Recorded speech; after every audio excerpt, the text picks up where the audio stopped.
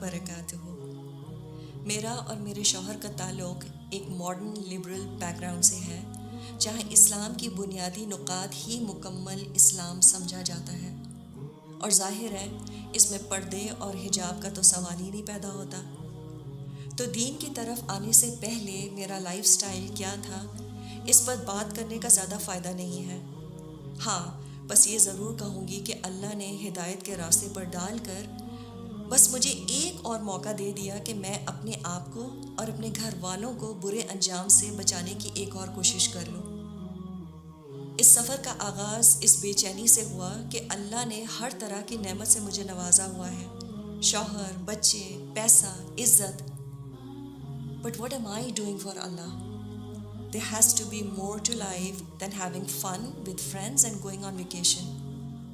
اس بے چینی میں خود سے قرآن پڑھنا چاہا، لیکن اس سے بے چینی کچھ اور ہی بڑھ گئی، کیونکہ بہت سی باتیں بظاہر عقل ہی نہیں مان رہی تھی۔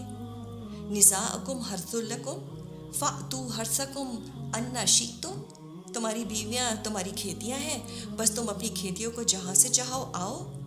Now what does that mean؟ سمجھ ہی نہیں آتا تھا۔ ان شارٹ، اللہ کی توفیق سے ایک قرآن کلاس جوائن کر لی۔ اس وقت میں اپنے سب چاہنے والوں کو ساتھ ساتھ ایک ڈسکلیمر بھی دے رہی تھی کہ میں بالکل اپنا حال حلیہ نہیں بدلوں گی، بس قرآن سمجھنا چاہتی ہوں۔ مجھے لگا کہ شاید اللہ نے میری دعا سن لی تھی، اور میری دعا یہی تھی، یا اللہ، I want to know what you have spoken to me about in your book. اور اللہ نے مجھے قرآن سے ان 2 سالوں میں ایسے گزارا کہ میری تو زندگی ہی بدل کر رہ گئی۔ آئی اسٹل ریمبر، ہم سورہ بقرہ کی ایک آیت سے گزر رہے تھے، جہاں ابراہیم علیہ السلام نے اللہ سے اپنے آنے والی نسلوں کے لیے ایک دعا کی تھی، ربنا وجعلنا مسلمین لک ومن ذریاتنا امۃ مسلمۃ لک۔ اے ہمارے رب، ہمیں اپنا فرمانبردار بنا دے اور ہماری اولاد میں سے بھی اپنا فرمانبردار بنا۔ I think that was the turning point for me. بہت روئی کہ میرے بچوں کا کیا بنے گا، اور خیال آیا کہ اگر بچوں کو آگ سے بچانا ہے then I will have to move faster۔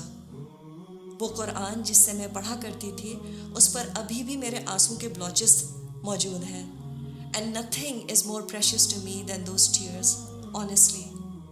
پھر ایمان کے ساتھ حیا نہ بڑھے، now how is that possible؟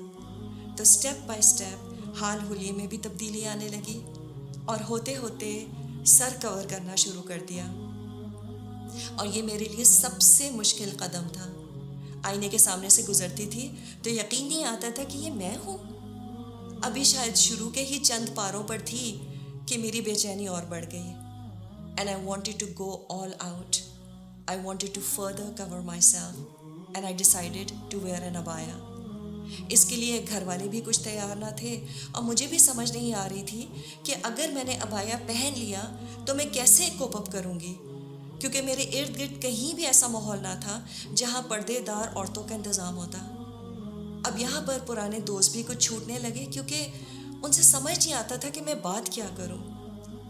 مجھ سے کسی نے پوچھا کہ تم خوش ہو؟ And I still remember my reply۔ I said, how can I not be happy؟ I am for the first time in my life in love with Allah subhanahu wa ta'ala۔ اور جس سے محبت ہوتی ہے اس کی خوشی سے بڑی خوشی کیا ہو سکتی ہے۔ میں نے اللہ کی مدد سے ابایا پہننا شروع ہی کیا تھا کہ میری ایک پرانی سہیلی مجھے کافی پر لے گئی اور سمجھایا کہ دیکھو تم جذباتی ہو رہی ہو، دین پر ضرور آؤ لیکن دھیرے دھیرے۔ میں نے اس سے کہا، what if I dye before that? I don't have time. اور بجائے اس کے کہ میں پردے کی آیات کا انتظار کرتی، میں نے ایک رات رو رو کر گزاری اور اللہ سے دعا کی، یا اللہ، مجھے پتہ ہے یہ کلام برحق ہے اور اس کے سارے احکامات واضح ہیں۔ اس سے پہلے کہ میں کمزور پڑ جاؤں، مجھے توفیق دے کہ میں پورا شرعی پردہ کر لوں۔ صبح اٹھ کر اپنے شوہر سے جب ڈسکس کیا، اور یہ ایڈجسٹمنٹ ان کے لیے بھی بہت مشکل تھی۔ He wasn't prepared for such big and drastic changes in my life، لیکن اللہ ان کو بہترین اجر دے، انہوں نے میرا یہ حال دیکھ کر کہا، گو ہیڈ، اللہ مالک ہے۔ آئی اسٹل ریممبر فیس کور کرنے کے بعد میرے ہسبینڈ مجھے جب پہلی بار ڈرائیو پر لے کے گئے تو میں نے ان سے آئس کریم کھانے کی ریکویسٹ کی, اور وہ بھی کون آئس کریم کھانے کی, کیونکہ میرا ارادہ شرعی پردہ کرنے کا تھا, اور اس میں ایک بڑی رکاوٹ مجھے اپنے نامحرم رشتہ داروں کے سامنے کھانے پینے کی نظر آ رہی تھی.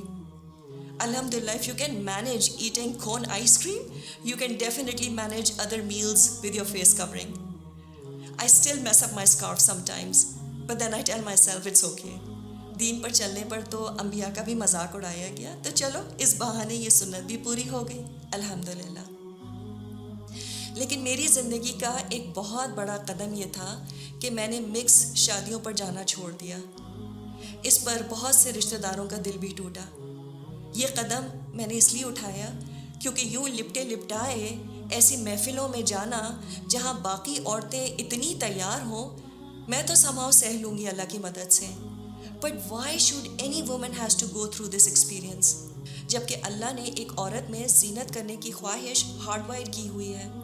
میں نے یہ قدم اس لیے بھی اٹھایا تاکہ میری اگلی نسلوں میں یا کوئی اور مسلمان لڑکی جب پردے کا ارادہ کرے تو اس کے لیے میرے اس فیصلے سے شاید کچھ آسانی ہو جائے, تو شاید اس میں اللہ میرا حصہ بھی قبول کر لے. اور واقعی اس کے بعد جو بھی میری زندگی میں لوگوں کے اعتراضات آئے, مجھے اللہ نے ہی سنبھالا. لیکن جیسے مریم علیہ السلام کو اللہ نے شدید تکلیف میں کھجور کے تنے کو ہلانے کو کہا تھا, اللہ ہمیں بھی آزماتا ہے. He wants us to see shaking the date palms in our lives. اور اس کے بعد اللہ کی مدد ضرور آتی ہے.